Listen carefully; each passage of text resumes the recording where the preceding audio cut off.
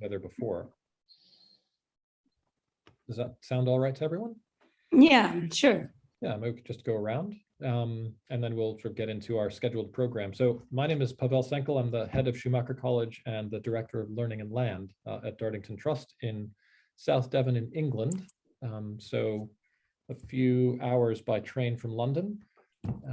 And it's just remarking on the weather, it's quite autumnal, and it's the afternoon. So I'm really happy to be here. I've been working with Alice and with Kin and a number of others on the COFSA team, sort of helping to develop this network. And so I'm excited to have everybody on board here today. So maybe what I typically do in these calls is I would pass it on to somebody. So if you wouldn't mind passing it on yourself, and I'll just go to who's next here. So Nora is next to me on the screen. Hi, hello, I'm Nora Sinclair. I'm in Atlanta, Georgia in the US. It's 9 a.m. We also are transitioning to autumn, so very lovely season changing. We do have a hurricane headed our way, I believe. So hopefully that's not too much of a problem in the next coming days.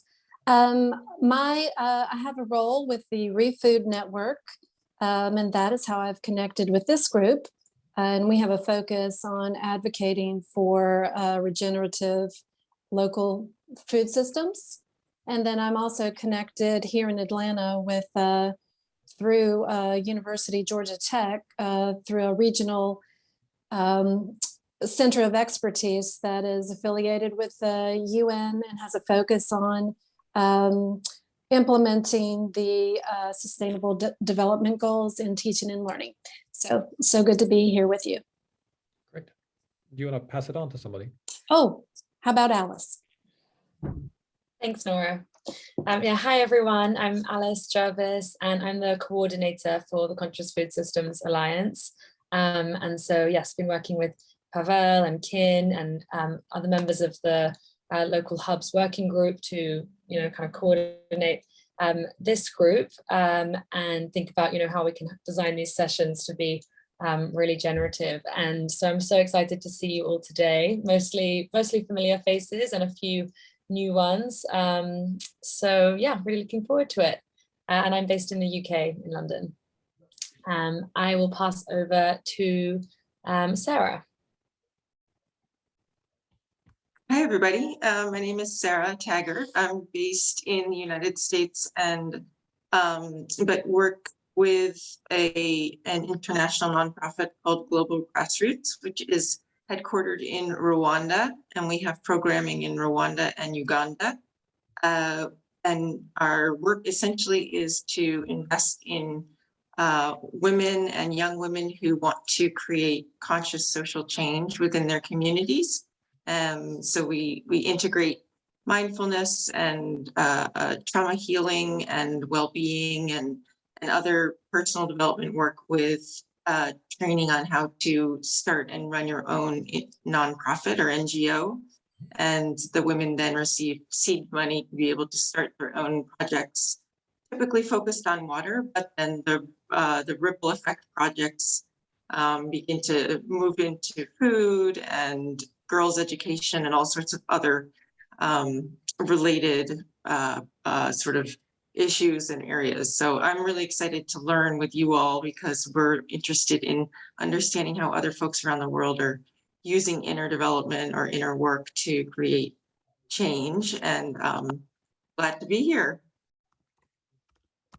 Now, I just jumped on, so I don't know who to pass it to. So is there anybody that hasn't gone yet, or? Oh, Alejandra, thank you. Morning, everybody. My name is Alejandra Balcázar. I am here in Colombia. Right now it's 9 a.m. and there is a beautiful day, even though we have had a very long and unusual winter, or it's not winter really, it's a rainy season that has devastated a lot of our countries. So we are sensing and feeling exactly what the climate can do in these days, and not knowing exactly how to manage all these things now. I am the head of Efecto Mariposa, which translates butterfly effect, and is an organization that is providing the experiences, the spaces, and the opportunities for the people to learn how to do things differently, to transform themselves from the soul, and then to act in relationship with everything and the land, especially in a different way. We deliver a program that was based on Schumacher College experience, and we have been doing so for 13 years right now. And in few days, we are going to start our 13 next certificate. I am a bush lover, a plant lover, a person who really interacts permanently with nature. And I believe that nature has a lot of agency for us to transform the way we live and the way we feel and the way we inhabit the world. So thank you very much for your company here. And I pass the word to Mugabe. Thank you very much, and good afternoon to you all. I am Mugabe Walter Nyika, calling in from Lusaka, Zambia. It's just after 3 p.m. here, and we are transitioning into spring. We had a fairly different winter than usual. It was much cooler than usual. I am working with the regional schools and colleges permaculture program. We promote regenerative food systems in communities using schools as entry points. And we use the permaculture as an approach to natural regeneration. I'm happy to connect. It's my first time in this network, but I'm happy to be part of the group. Thank you. I pass on to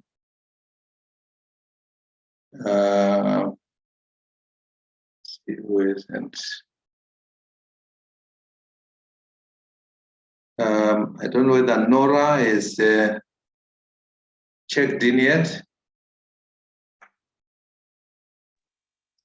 I have. Let's see. Oh, okay. Thank you.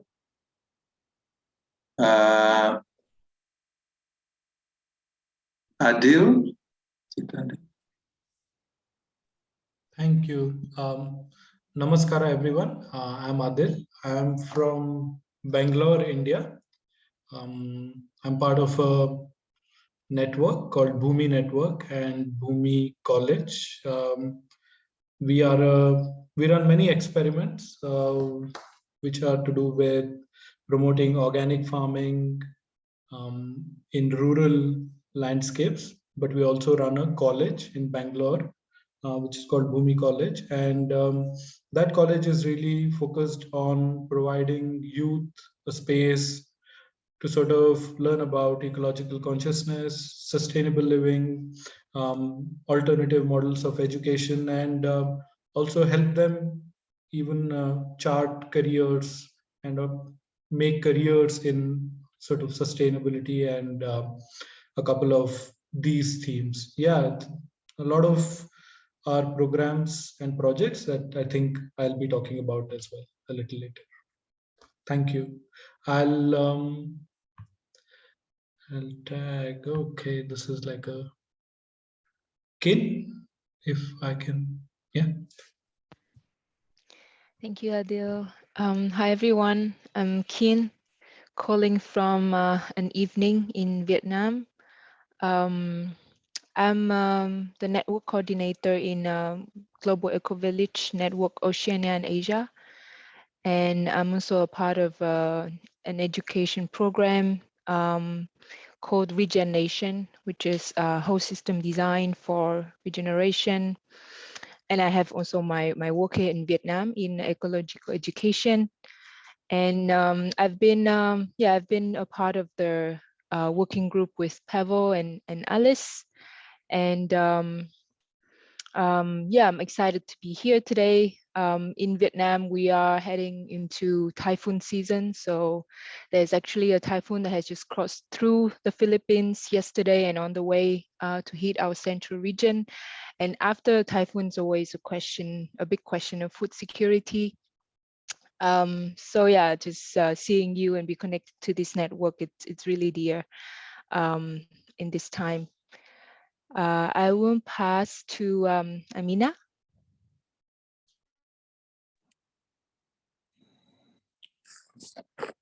Hello, everyone. I'm calling from Bangalore, India.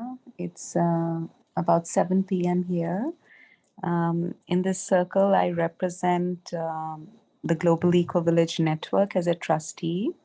I'm also part of the same region as Kin is.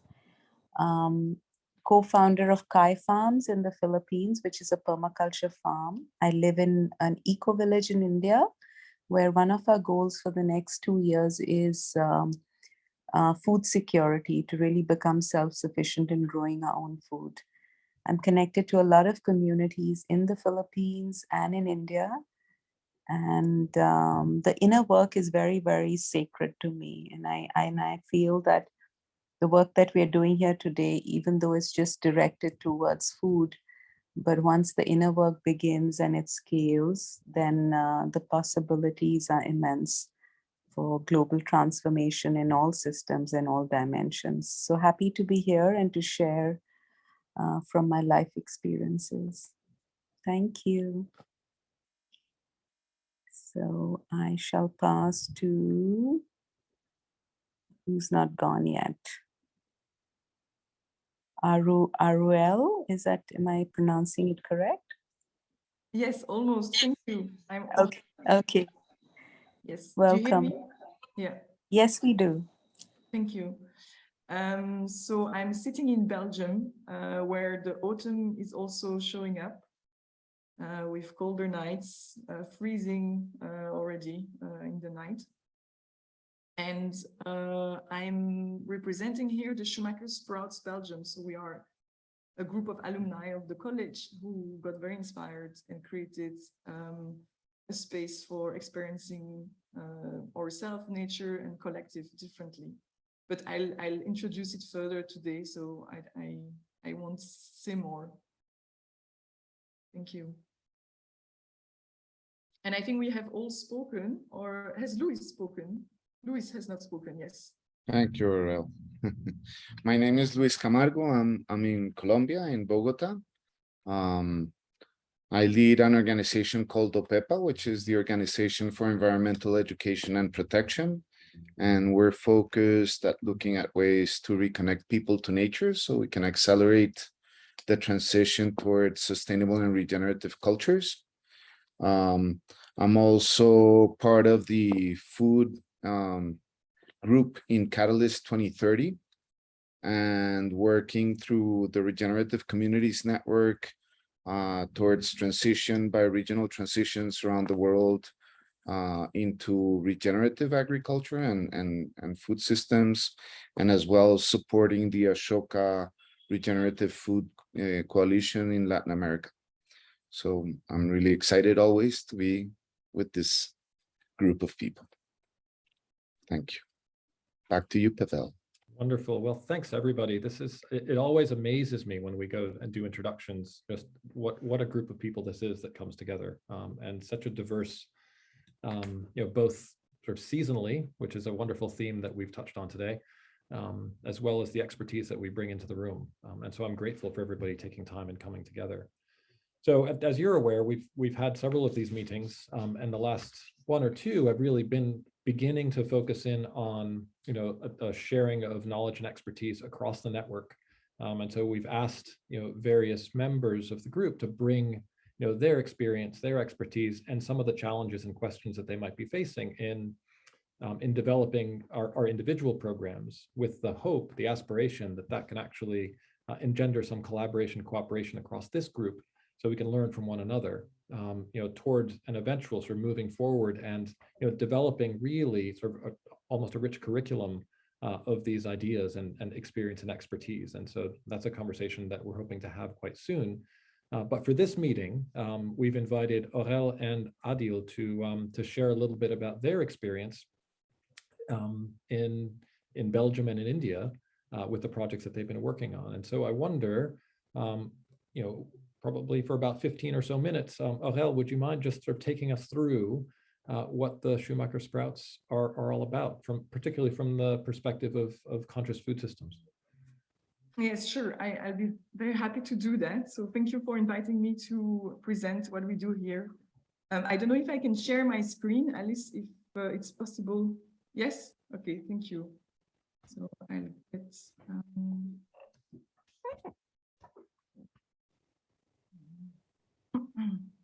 Just a second. Okay.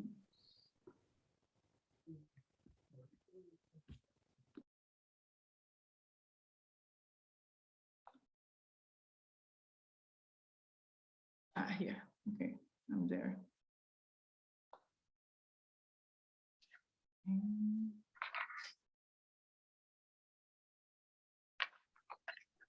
Yeah, do you, yes? Yes. A fire. Okay, so that's the heart of the community around the fire. And so I'll let you know a bit more about who we are. So we're a young group because we're only 3 years old. And it's a group of alumni of the college. And so we've been creating a kind of learning community here in Belgium. We didn't go all at the same time. We went at different moments. Some of us at the beginning of their studies to study a master, and some of us later on, after some career already of 10 or 15 years. And you know the place, I think, for many of you. And some of us followed short courses. I personally actually followed the growing program, so the growers program, horticulture learning. So I was 6 months at the college, and I did that after already a career in agriculture and trade policy analysis. So I was working in Central Europe, in Czech Republic, for a think tank, and we were think and do tank, because we were at the same time doing analysis of trade, agricultural trade policies and their impacts in the so-called developing countries, and looking at the coherence between development cooperation and impact of trade policies. So I was doing the screening of policy coherence, analysis of our milk exports to Bangladesh, or imports of soy from Latin America, and looking really at these issues from a systemic perspective and showing the incoherences. And after a while, I really felt that myself, I was speaking about all of that, and I studied political science, so I had a very good systemic understanding, yet actually I was not growing my food. And I felt some incoherences I wanted to, in a way, correct. And so I went to the Schumacher College for taking a break and putting hands in the soil and really learning about growing my own food. And it got me also to actually quit the work I was doing and come back to Belgium, because I was in Central Europe at the moment. And with a group of other people, we created this community of the Schumacher Sprouts Belgium. And or basically attempt, I'll pass on, yeah. So was to create a learning community, to learn actually different ways of experiencing the living world, experiencing self, and experiencing communities. And we are very lucky to be based on 2 farms, and actually with very different projects. One is really one that is shifting to agroecological practices, but that is mostly with growers, but not living on spot. And another one that is where we put more energy now. Here, that is really a space that is like a beehive, where it's an eco-village where 30 people live, but also 30 other people work. Many people revolve around this place. It's both a place for growing, for learning, for sharing. There is a bakery, a bike repair, a learning center. So we are really kind of attuned with the place and trying to link up really with the work of the land, because it's really land-based education we are trying to promote. So we are at the moment actually a group of, let's say, 10 people animating this community. And let's say about 4 people who are really at the core. So I'm in the core of this community. So what we aim to do is to really contribute to a change of culture by helping or enabling people to make different experiences. And by different experiences, we really mean something that is first experiencing the living world differently. And to give you a bit of a context, in Belgium, the way we teach and look at the natural world is still very much of a kind of scientific reductionist approach, where we see the nature world separated from us. And so there is really this separation in the learning. We're going to look with microscope at insects rather than speak of how they connect to their environment and how much habitat or food and feed they can find in the surrounding environment. And so there is still, unfortunately, this bias in our culture to look at nature as object and to try to put it into boxes and label it. And so once we proposing courses, so here is an image of a beehive courses.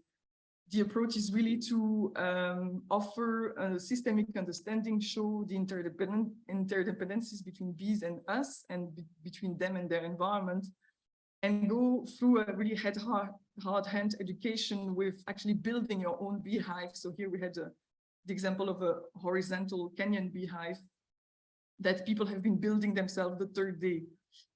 So it's really kind of like taking this approach of both head, heart, and hands education as an approach, but also this approach of soul society.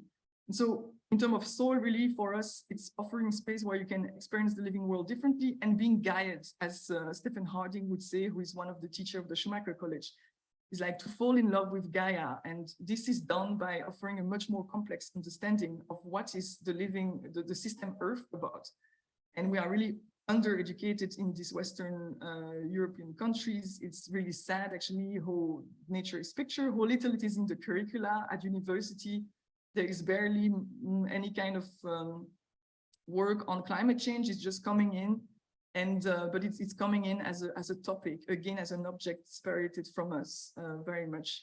So for us, this is really important. Another experience we'd like people to have is experiencing themselves differently. And this is really something you can do, I think, when you don't try to anymore offer master education, which is like conquering a peak and becoming, you know, a full head that is in control of its knowledge, and rather to be in a kind of depth education that is much more about diving into ice cold water and looking at how you can swim in these complexities. And so we're trying to offer really another approach to education where you can also sense that there is something much bigger than yourself. And so this kind of soul approach is about experiencing self differently, but also experiencing the world differently, and opening a sense of spirituality that is detached from religion. And also experiencing yourself can happen in community. And I think this is what we are also deprived of very much in our education. We have classes, but in master education, so adult education, it's big auditorium where you are just a number that is gonna come and follow courses.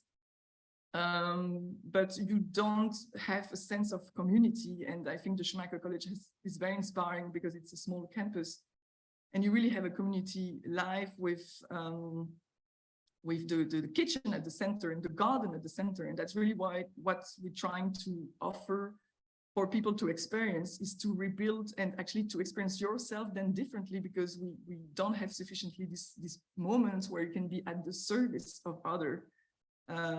You know that at the college we have these rotational tasks of cooking or cleaning, etc. And these are moments that are not in our education. And I think this is really where people cannot experience systems fully. It's because they don't get part of a community learning. And so for us also what matters is experience community differently and learning to kind of build muscle of cooperation, of collective intelligence, to become vulnerable, to become open and experience dependence rather than autonomy. So we're trying to actually reverse the whole rational and rhetoric that we have with being a master of a topic, being autonomous and independent. We're actually going exactly the other direction to basically experience cooking together, to experience the power of the collective. When you move woods from one place to another, it's done in a few seconds, and it's just amazing to see this happening. And I think people need to experience it more. And also when you grow, especially when you do gardening, the power of the collective is very impressive. So so we have program of courses that we have launched 3 years ago, and then we had the COVID, so we were stopped. But recently, this year, we really kind of took off again, and our goal is in a way to offer, so maybe about the public who we attract and who we are trying to get to. There is a lot of people who are transitioning, who themselves face a moment where they say, okay, what I'm doing, it doesn't make sense anymore, or I don't see how does this fit with the huge social or societal challenges we are facing. So they look for some ways to actually move tracks, to change tracks. And so the courses we offer are really land-based. So it's really about being Gaiad, learning this complexity of the world around us. And so it's very much linked with, of course, management or diving in the environment. And so we have a course on soil regeneration, one on orchard management that is a yearly long cycle that just keep on going with all what you need to pay attention to a fruit orchard. We have some beekeeping, Guts and Gaia. This is about fermentation of food and storing food, transformative learning. That is also, this is about a bit more pedagogical approach, but going at the roots of our culture as well, because we also very inspired by decolonial pedagogy. So we are really looking in depth at our socialization and the way we are being and acting. And then so we have some work as well in the same line on facing crisis with the work that reconnects of Joanna Macy. Some experiencing of community through voice and singing. And recently we also had a gathering of alumni on holistic science, actually. So that was a bit more international. Then what we have as well is much shorter experience like walks, like we do lead a lot of deep dive walks. I don't know if you know what it is, but for those who don't know, it's this 4.6 kilometers long walk that represents 4,600,000,000 years of the Earth.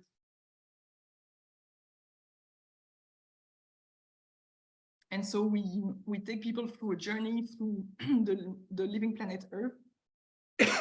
I'm sorry. And this is really a moment where people can actually kind of like look at the story of the Earth, but relate to it, because you change scale. You're no more trying to fit it on an A4 paper. You are becoming actually the walking body through time. So it's a great way to decenter yourself. And then what we couldn't do before COVID, I mean, we tried to do it but COVID prevented us to do, is much more residential learning, because we really sense that transformation comes with this deep community learning, which was called Vivre avec la Terre, because our courses are both in French and in English, sometimes in Dutch as well. And this is so living with the earth, and it's really about a growing program, actually, and skill building program. And then besides, we have conferences and celebration. Recently, Satish Kumar was with us just a month ago. This is the place where we are, and it's important to speak about it, because I don't know how much time I have left. I'm sorry, because I'm not paying attention too much to time. So do I still have 5 minutes? Is it okay? Yes. So I need to speak of the place where we are because it's just an amazing place at the moment. So I think for more coherent land-based education, it's important to live where the courses happen. So at least 2 of the 4 core sprouts live here, actually 3.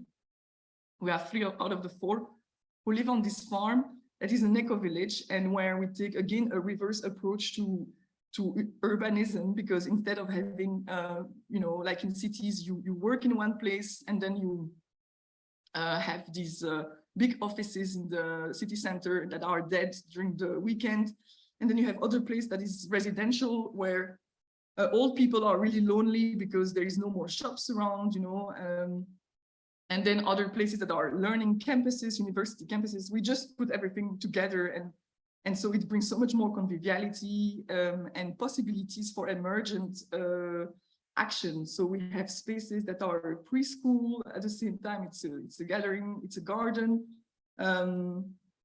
So it's a farm that has 6 hectares of land, but where you have already 5 or 6 different project holders doing wines, doing tincture, doing veggie markets. And so we have also a co-working space in the barn that you see right there. That's where I'm sitting at the moment. I'm in the barn. I'm in this co-working office. It's a floor at the bottom, at the upper floor of the barn.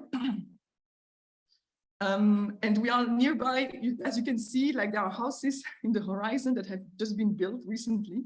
So we are in this kind of peri-urban environment, yet it feels really like the countryside in here, but we're really close to other big cities, including a really big university, a city that is called Louvain-la-Neuve. And we also present on this other farm where you have orchards, amazing fruit trees that we're taking care of, where we have placed bees. And we're going there as well, but this is a bit more of an agricultural project farm, less of a living space.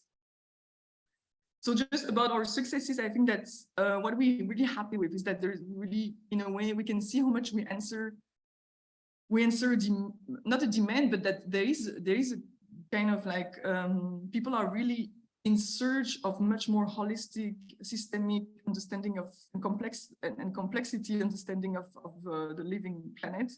They want to relate, they are looking for sense in the time we're living, they want to act differently. So there is, we're growing. We're well anchored into the land because we live here, where we do the trainings, and we can host people here and then actually unite with all the other project holders on the farm. Things that we do are simple but in depth. That's what people tell us. They say, with you it's beautiful because it's simple, but it goes so much in depth. And so we have people coming back to us saying, thank you, we have experienced care with you. So really this, some sort of transformating experiences. And our aspiration is to really partner further with academia. So we recently had a roundtable with Satish Kumar and many academic representative of Belgium. We're really trying to call them to step out of their comfort zone, to try community learning for experiencing certificates. And so this is so slowly taking up, but it's something that's we need to further activate. There'll be one certification going on in 2023 on transformative leadership, possibly. And what else we'd like to do is to really host these transformative residential programs, because our understanding is really through community immersion that something can happen within you and in contact with the living world that can be lasting. And the challenges for us are about structuring ourselves further, because we are young and we have a lot of content desire, and we provide a lot of spaces, we host spaces, but we just need administratively, organizationally to reinforce ourselves so that we can keep on going. And then we also need to just ensure a financial long-term viability, because education in Belgium is publicly financed, but we probably don't enter yet criteria to get public funding. So we need to, in a way, find ways to have either support from private people, which we have at the moment, or to make sure that all courses are in balance economically, and we still want them to be really affordable. So it's a challenge to find a way to both be absolutely accessible to everyone and still be viable economically. I think this is it. Yeah, we have a website. Maybe I can. I don't know if I have still 2 minutes or not. I don't see. Yes, I do. I just showed them briefly where you can find us further. So.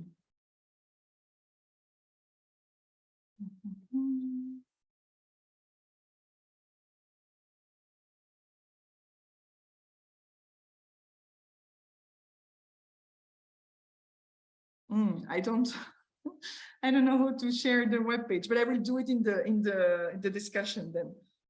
You can see what we've done, and voila, very glad to be part of this group that is meaningful to us. Great. Well, thank you so much for sharing all of that, Aurel.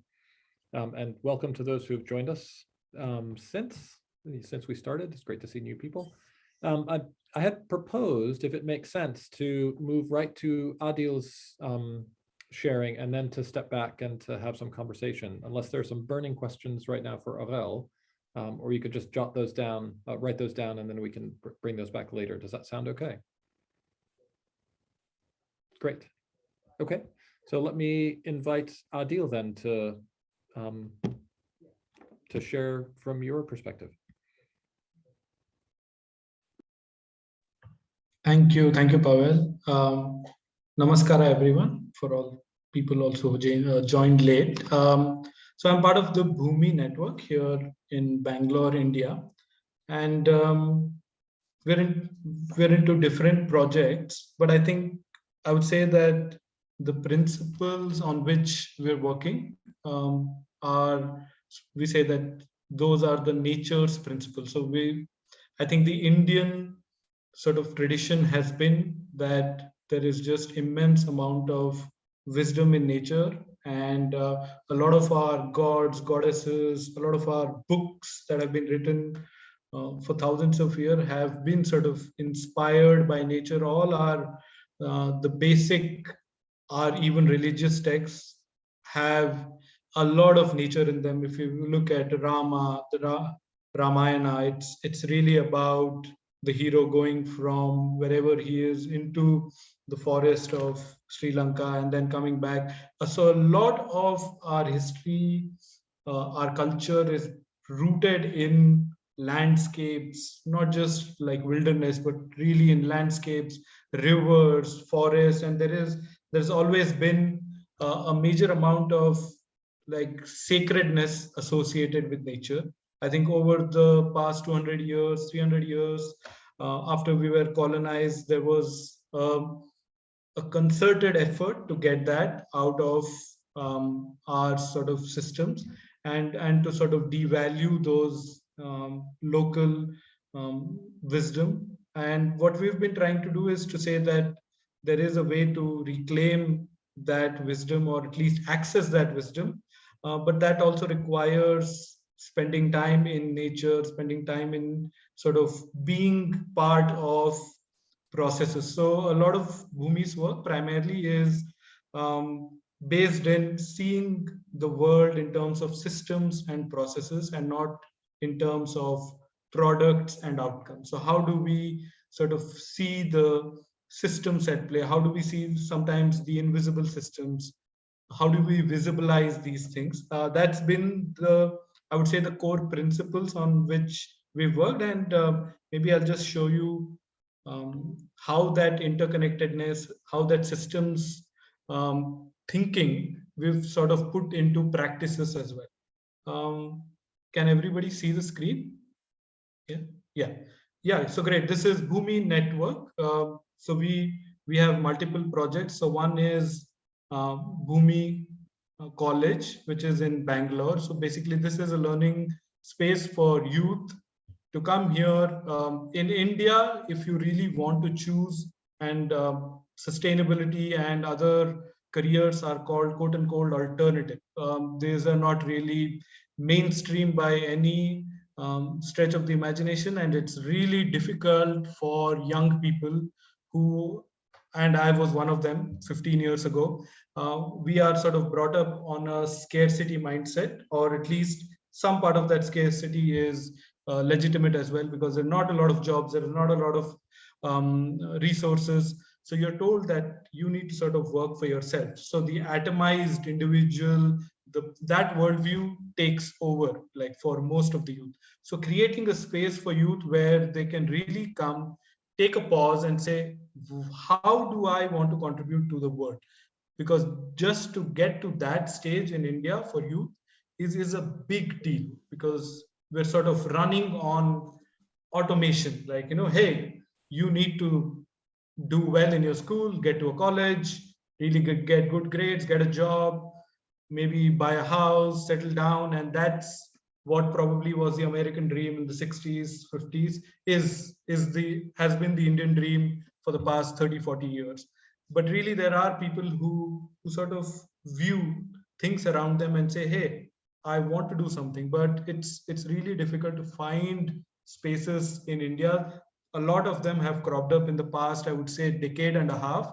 But it's a really new phenomenon. So how do you create a space, a community space where young people can come together, really feel like they're not alone?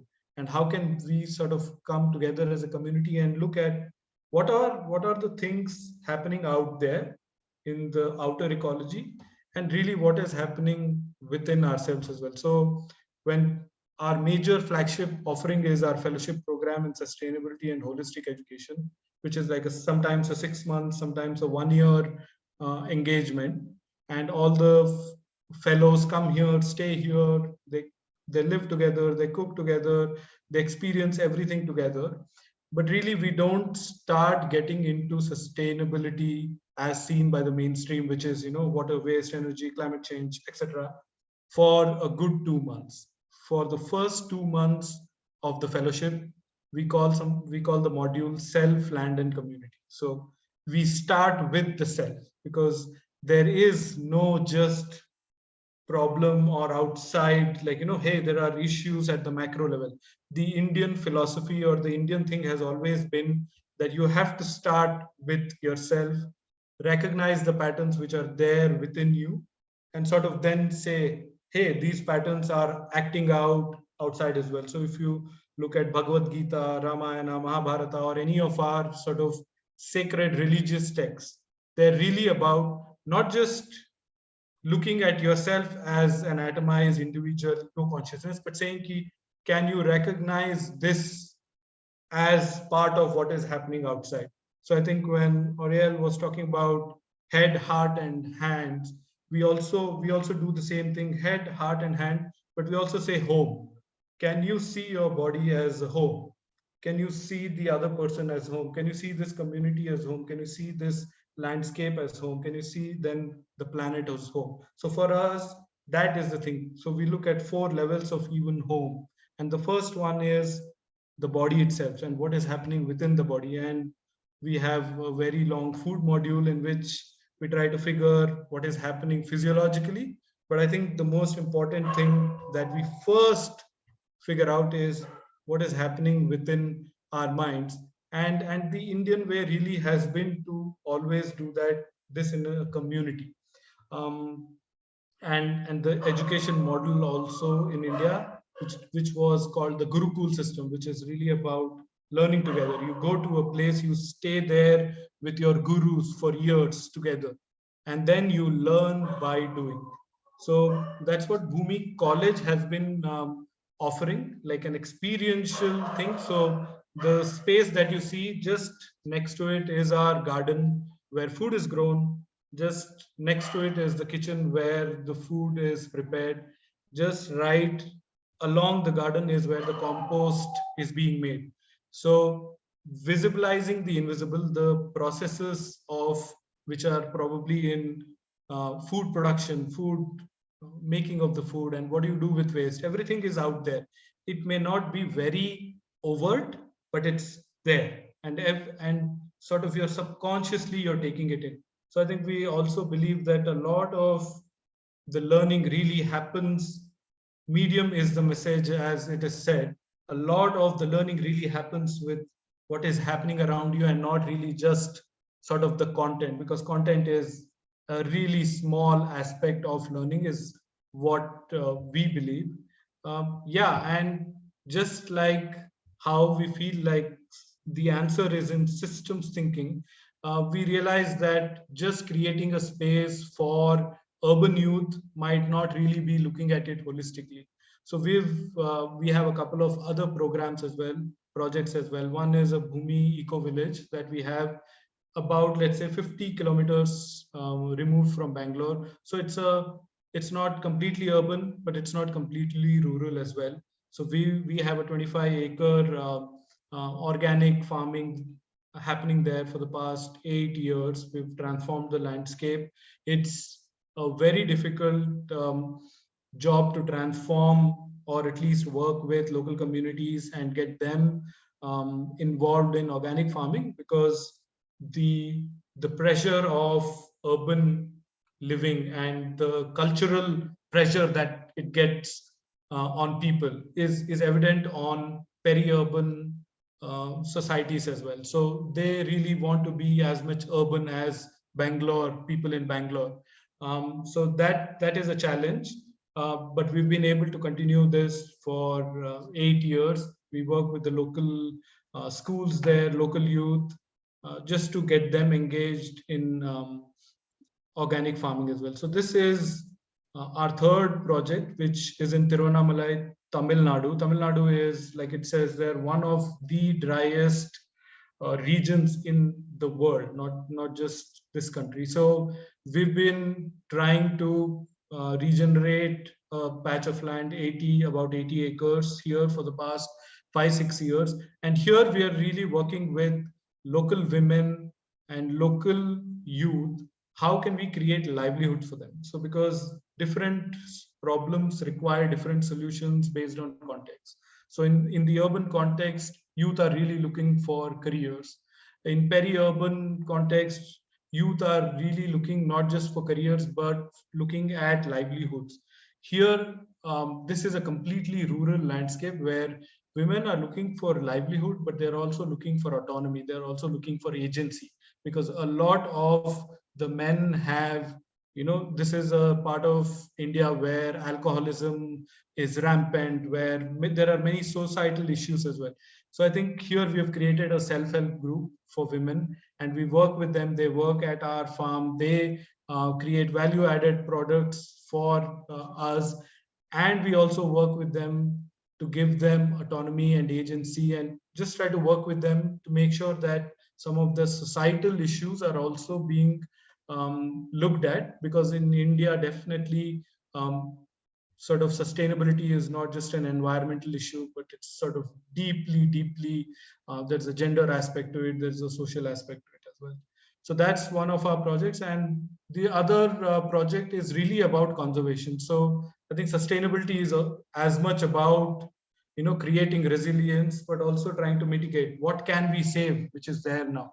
So this is a rainforest center that we have in Western Ghats. So Western Ghats is a very, very important biodiverse region in India. It's one of the large native forest area remaining. And so we have about a 40-acre rainforest center here, where naturalists, people working in wildlife come in, and they do research on what do we need to do to preserve this part of the forest. So really looking at research education with this project. These are 4 or 5 things that we do. And I think just to bring back the interconnectedness, Bhumi space, the campus also shares its space with Prakriya Green Wisdom School, which was started by our same founder, Sita. So I think Prakriya in Sanskrit means process. So like I said, a lot of our work at Bhumi is about processes. So now the interconnectedness is, there is a school in the campus which has about 400-500 children coming in every day. They work in the garden. They work with our weaver. We have an in-house weaver.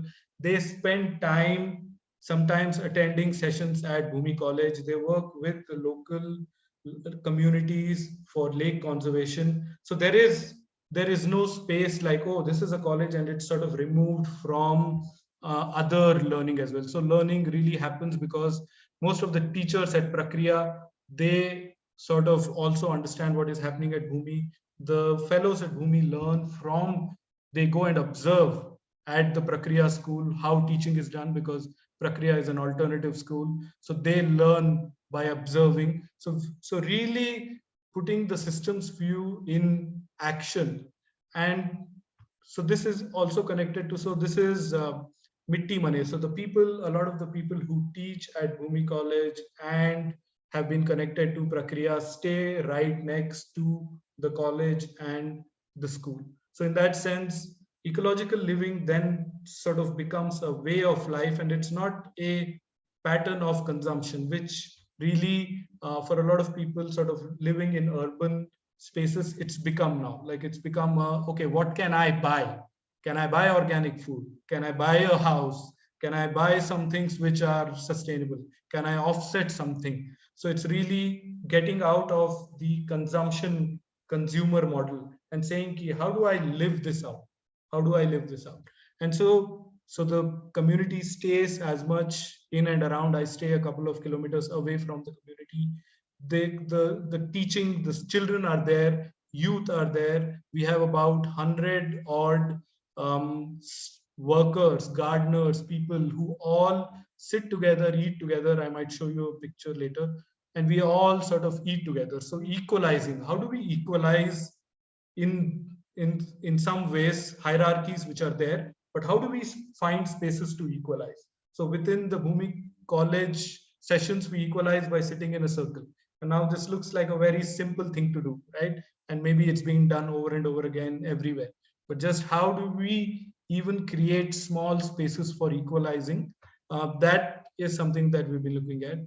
And just to make that interconnectedness even more concrete.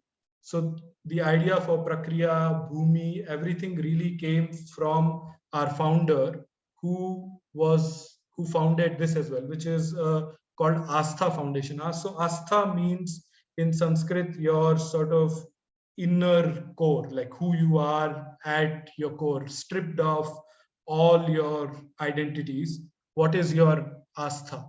So she founded Astha back in 1989 or something, which really focused on process work in groups. Like how can groups work together and create communities better? So all the learning that was taken from there was then imposed on saying, how do we put this learning into creating eco communities, in creating eco leaders, in creating a larger sort of eco-conscious group.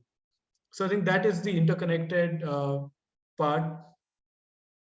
Yeah, I think, like I said, our fellowship program has many things on offer. Like we get into all the details, but it's really about experiencing. So this is the space where everybody eats. It's called Vasundhara.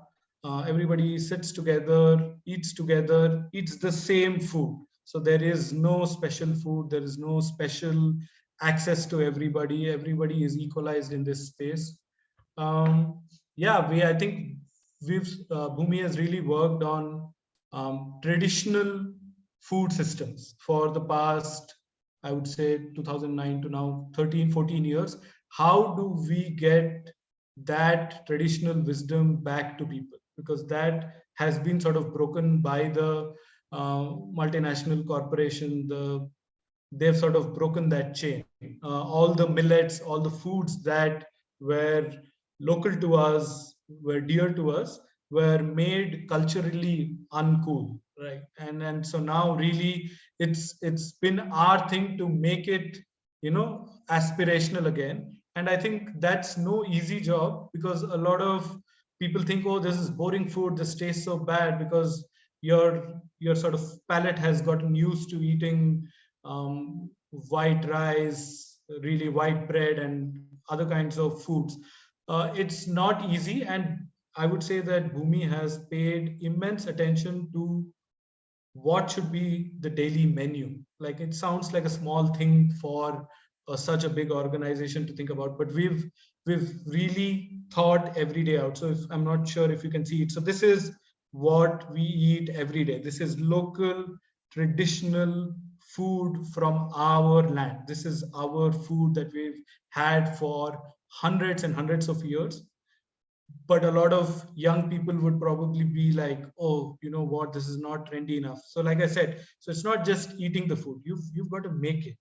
You've got to make it, you've got to grow it, you've got to lug it from the kitchen to the place where it's being served. And really and then I think in India, the culture has not just been about eating or producing, it's also about talking. In India, it's about conversations about food.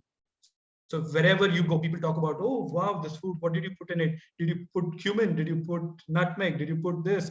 Oh, this sounds good. So bringing back that culture of even talking about food, conversations around food. So that I would say that we've been able to enable because we put so much focus on it, like each ingredient. How do we introduce this to 500 young children who come from cities maybe and who are used to probably now eating cheeseburgers and other things? And that's a tough thing to do. To get them to eat this food is a tough thing to do. And I would say that would be one of the biggest success of getting school children and even getting youth to really respect local food traditions and even accept them and even sort of use it every day in their daily lives. I would say that would be, when it comes to food, one of the biggest achievements. Yeah, I think other than that, we also have we run a farmers market. We are always at all the 3 places we are producing local food and distributing it to local communities and also our urban communities. So we are really trying to figure out, apart from the policy level, we don't work at the policy level, but I would say apart from that, really connecting farmers, the consumers to the producers, creating a really, like, I think Ivan Illich talks about conviviality, right? It's not just about, hey, like, you know, not having everything transactional. So even the farmers market will have something about traditional games, will have something about which may not directly connect with farming or even growing food, but really how do you create that community of well-being? So that's what we've been working on. Challenges are many and they're different in all the different projects. I don't know how much time I have to go into all the challenges, but really a couple of the big challenges would be farming is no longer aspirational in many parts of India. It's been put down. It's economically, socially, culturally, it's been put down. Many young farmers can't even get married, like, which is a big deal in India, getting married. So because a farmer is seen as somebody who failed, somebody who couldn't make it into the city, like somebody who is in some ways a bum. So that's the cultural thing of, that's how it's been reduced to. So working with youth, especially in non-urban areas, to get them interested, that's a major challenge. It's a very interesting challenge, but it's a big challenge as well. For urban, at Bhumi College, with urban youth, I would say the big challenge is that they have been disconnected now for a good 2 decades from natural systems, from growing things. So while India's history has a lot of, working with the soil, working with land, the Gen Z and millennials, I would say, probably are not so in tune. So working with that takes a lot of effort.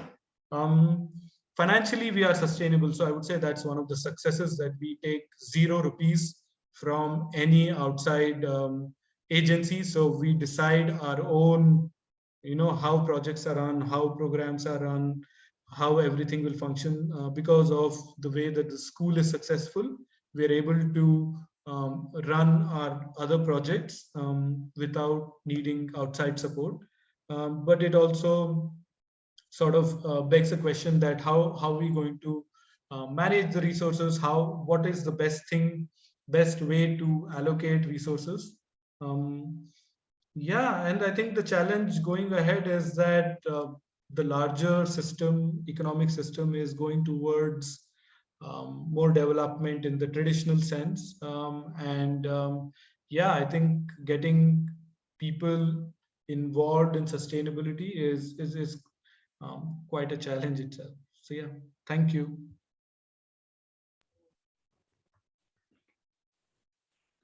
Great. Thank you, Adil, and thank you, Aurel. I mean, both of those incredibly inspiring descriptions of the work that you're doing. Just really, that took so many notes. My hand hurts actually from writing all of that stuff down. And I wonder, we are such a smaller group. A couple of folks had to leave, and we've got about 20 minutes or so left in this session. I just wanted to open it up.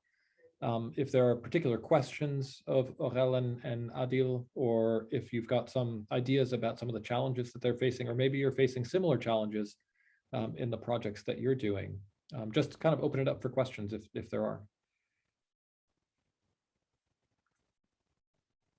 Or comments.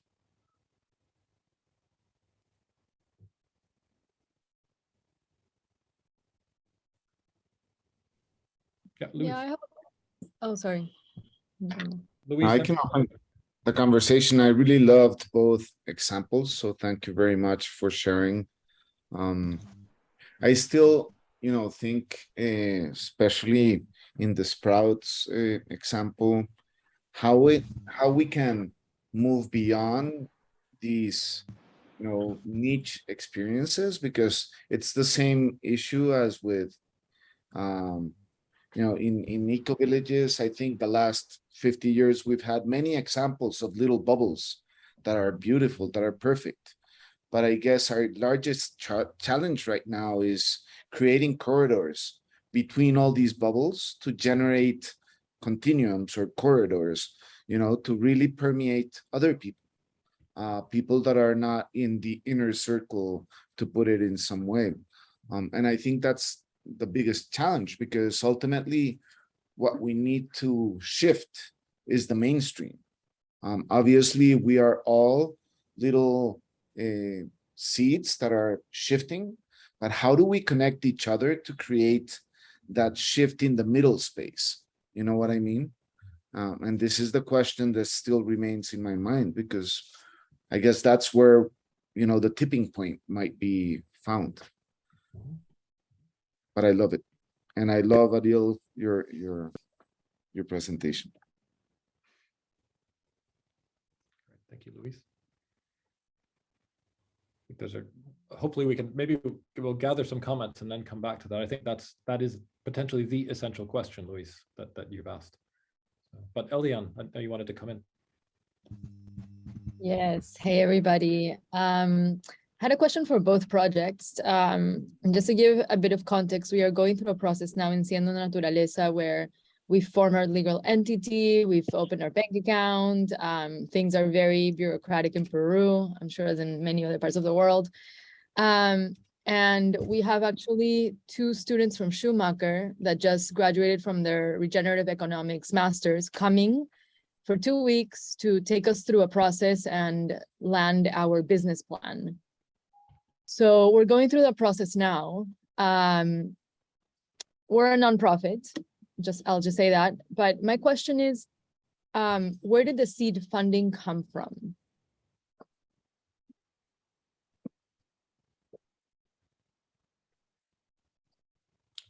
Either one of you want to answer that one?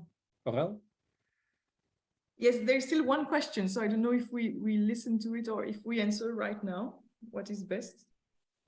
Because Mugabe has a question. Oh, I'm sorry. Well, maybe I'm not sure how to do that.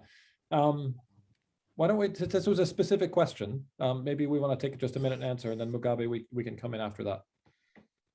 Okay, so on the seed funding, so in our case, we managed to get support from 2 foundations to launch us. And so that has been done at the very beginning. We spread the word that we want to create a community inspired by the Schumacher College. We spread it through the community of Schumacher people alike, who themselves spread it around.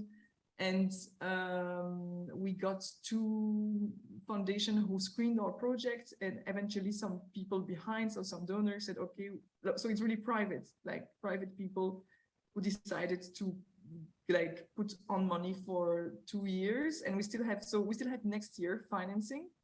At the same time, we're not many, we like you, we're non-profit, and altogether the work that we spread within 3 people is just 1 full-time, equal 1 full-time. So there's a lot of volunteering from us actually, or from others to make it happen. But of course, this is it's a question whether it's sustainable on the long term. Great, thank you. Adil? Yeah, so Bhumi was set up by a foundation, and that foundation was set up by an individual called Sita initially, and she sold some of her property that she had, and she put all of that into a trust, with a trust model. So I think which is sort of popularized in India by Mahatma Gandhi, trusteeship. So you sort of don't own it as an individual, but you can use it for the betterment of the trust and communities that the trust works for. So yeah, it started out as an individual putting in their resources, I think, which is how in India most, I would say, socio-environmental organizations started 20, 30, 40 years ago. The models are different now in India, but I would say this is one of these stable models where you would not have to sort of keep looking for investment every 3 months.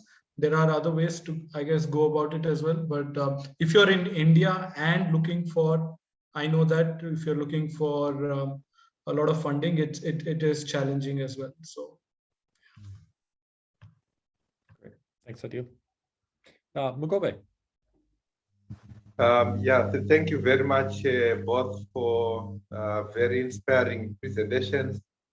I actually don't have questions, but just comments or suggestions. So, yeah, in the case of Sprouts, I think I want to say also that we have very similar challenges with both initiatives. And so one of the major challenges in terms of moving towards more holistic way of looking at things is to watch the language that we use, because we have all been educated in a very reductionist system. So it's kind of not easy for us to shift to words that tend to connect things rather than separate things. So, for example, one of the courses that Sprouts is running, the one on orchard, on developing orchards. I think that brings to mind a monocultural system where you are just looking at a specific crop. So, but in reality, it's always good to see it as an orchard garden because as the fruit trees are growing, you need to utilize the space between the trees and grow some other things, so that you always have an orchard garden rather than just an orchard. And recently we came across an interesting approach to working with trees, which is called syntropic agroforestry. I don't know if some of you have come across, which is a very nice way of developing forests, and where you really plant a diverse range of things at the same time so that they grow together. So thinking of working with the trees beyond just the trees themselves. And another word which we use is food forest. So instead of having an orchard, we always look at terms like food forest so that you get the idea of integration in everything that you do. You are challenged to integrate. So that's a suggestion there. And then, the India program is very similar challenges to what we have here in Southern Africa. And in terms of the challenge of people looking down upon farming, one thing that we have found useful is to really bring in science into farming. When we look at, for example, the organic fertilizers and this particular one, the biofermented fertilizers, which are also called bokashi. These fertilizers work with a lot of microorganisms, really promoting microbes in the soil. And there's a lot of science that accompany the training in terms of this using this organic fertilizer. And that's one way of making the farming more sexy, if you like. And also the other thing is to look at replacing a lot of labor in the farming, because like in Africa, one of the reasons why young people don't like farming is they see it as a lot of hard work. But when you really use the agroecological approach, where you let nature work for you, you find that there is not much labor required in the farming. So, and also that brings in a lot of ecological science into the farming. So these are some of the things that we find are helpful to make farming more attractive to the young generation. So those were just some things that I wanted to share on both presentations, but otherwise very, very inspiring. Thank you. Great. Thank you so much, Mugobe. I'd never heard it articulated really quite so clearly as particularly the last piece that you said that there about sort of agroecological farming methods being labor-saving devices that could then effectively sort of, I don't know, invite or convince young people to participate, because it's not as labor-intensive as it could ordinarily be. Like that. I wonder if there are any other comments or questions. I do want to circle back to some of the things that were already mentioned. Hi, Sarah. Yeah. Thanks. This is wonderful. I think, two questions. One is specific for Adil. I'm curious if you mentioned that you don't work at the policy level, and I'm just curious, has that been a conscious choice that you're making, or what's underneath that, essentially? And which is related, I think, to what Luis was saying in terms of how do we begin to knit these various programs and initiatives and people and projects together to potentially create that corridor. Sometimes the policy work actually can help or hurt, depending on how it goes.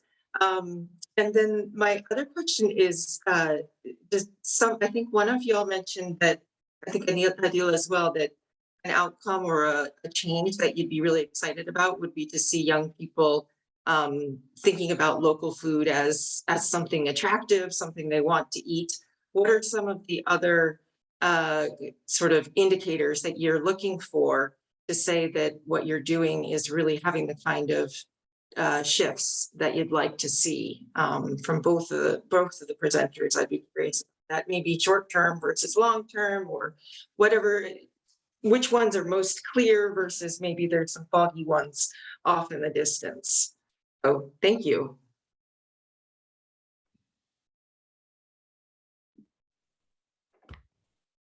It sounds like the first part of that question maybe for Adil.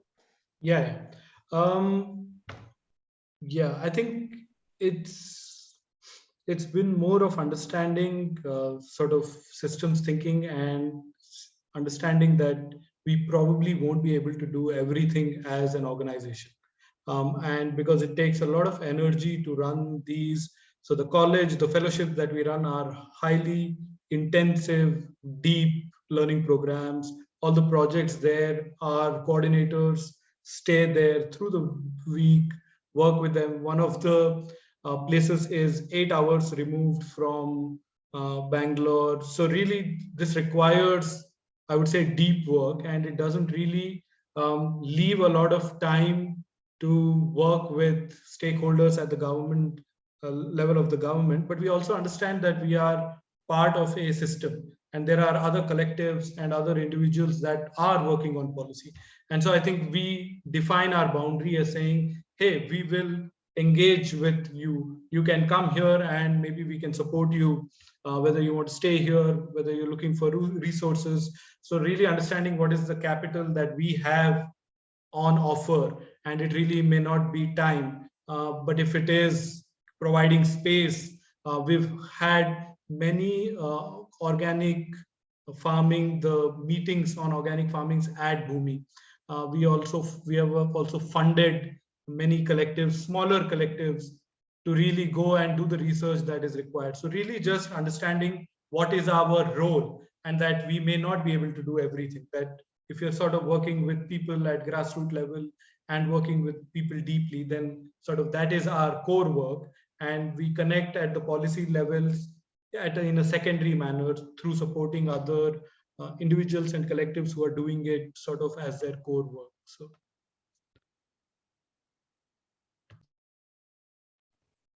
Great, thanks, Adil. Aurel, anything to add on that?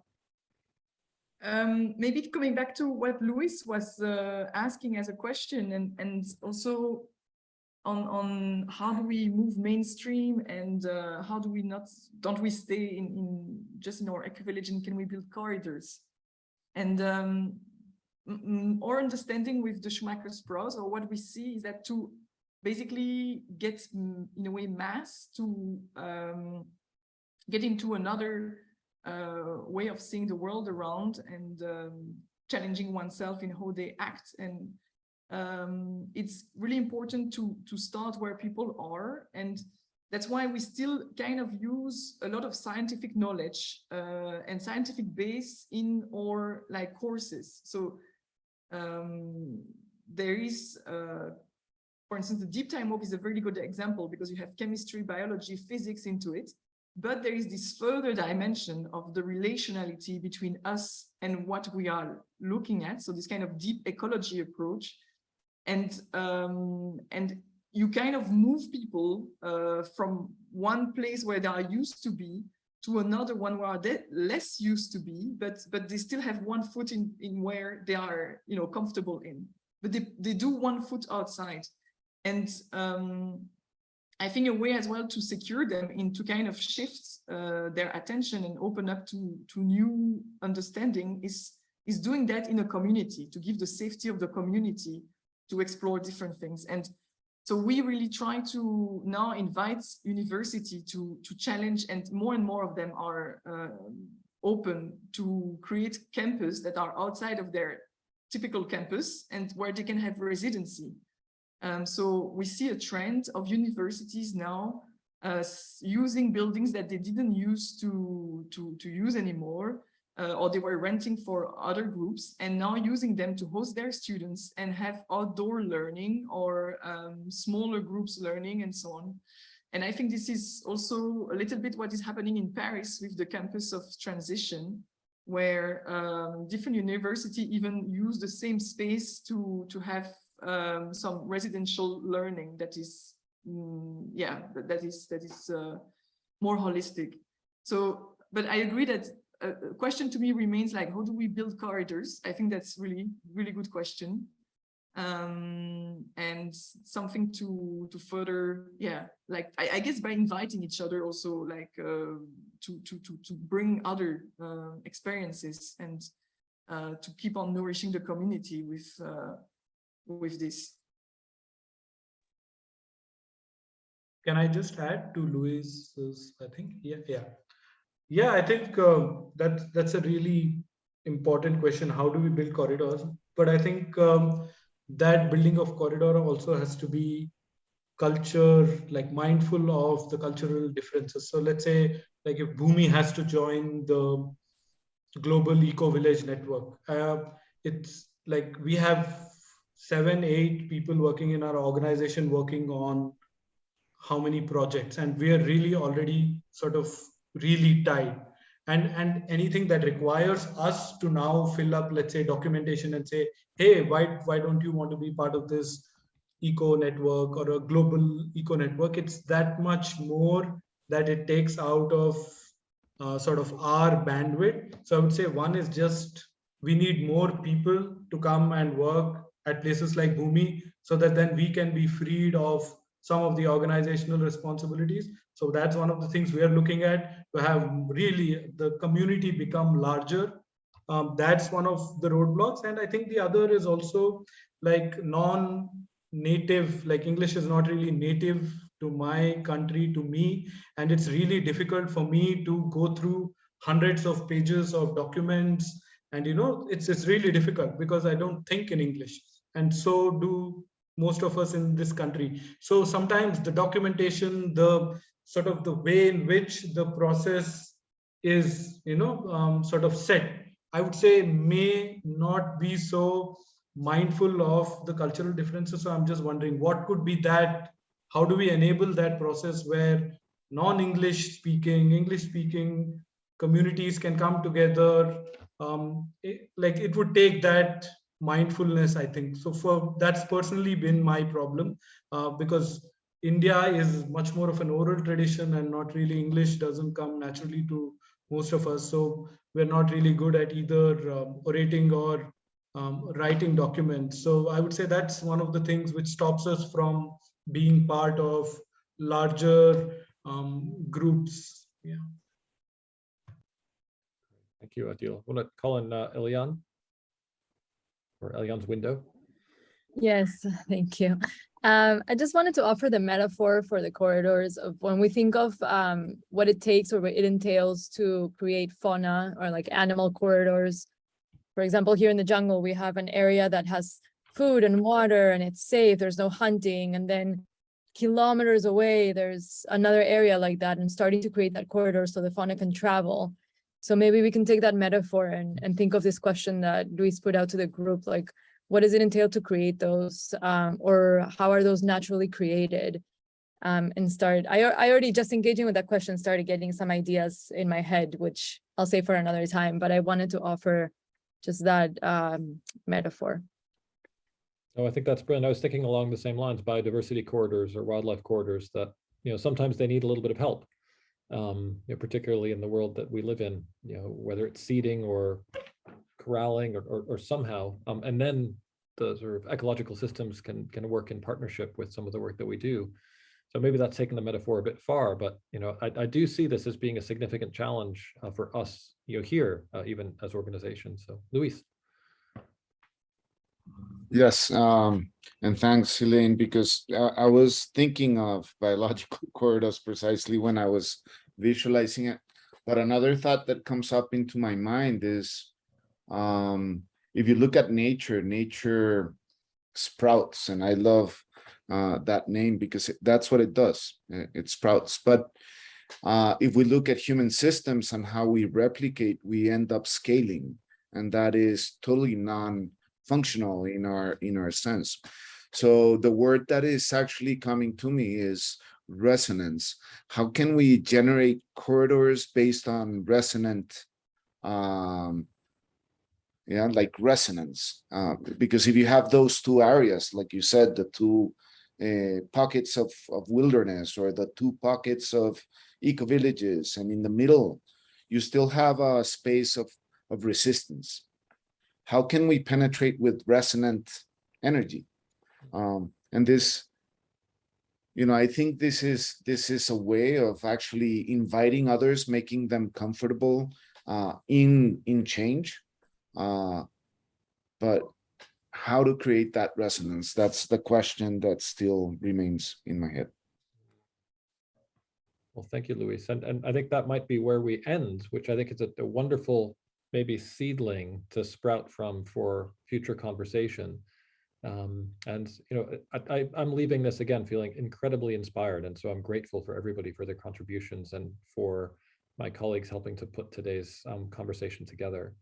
So what we will do, so I think all of us took the three of us at least took some notes, and we will share those back out with you along with a link to the recording if you want to watch it again. And I think we are at the point I will likely approach other members of the group if they're interested in sharing for an upcoming conversation. That won't be too far in the future, as I want to keep the momentum of these conversations moving forward. But I really am struck by this idea of the last thing that you said there, Luis, generate corridors based on resonance, and how we might actually work together to try to do some of that. So really wonderful work. So any last words from my colleagues at all? Anything I've missed? Alice, Kin? No, I would just really echo what you said. This has been another incredibly inspiring conversation. Thank you so much for the presentations, Adil and Aurel. And yeah, we'll be reaching out to schedule future sessions. If you would like to present and you haven't already, then let us know.